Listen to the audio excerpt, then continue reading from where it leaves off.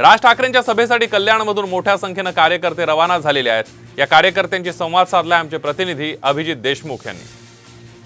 नक्की काय घडलंय, काय घडतंय, मला आपल्याशी प्रत्यक्ष बोलायचं आहे। 9 तारखेला शिवतीर्थावर या असं आवाहन मनसे अध्यक्ष राज ठाकरे यांनी मनसैनिकांना केलं।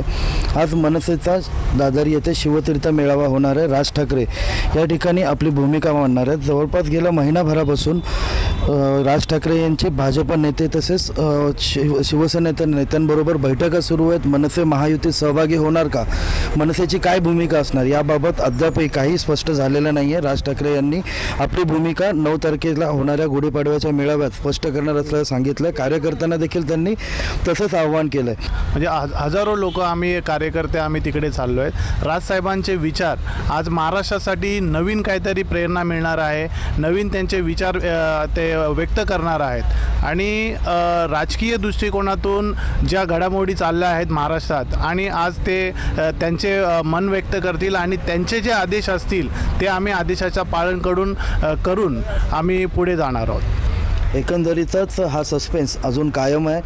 मनसेच्या कार्यकर्ते पदाधिकाऱ्यांना देखील राज ठाकरे काय बोलणार, काय भूमिका देणार, काय आदेश देणार याबाबत उत्सुकता अद्यापही कायम आहे। हजारो कार्यकर्ते आज दादरच्या दिशेने या ठिकाणून रवाना होतात। अभिजित देशमुख, साम टीव्ही, डोंबिवली।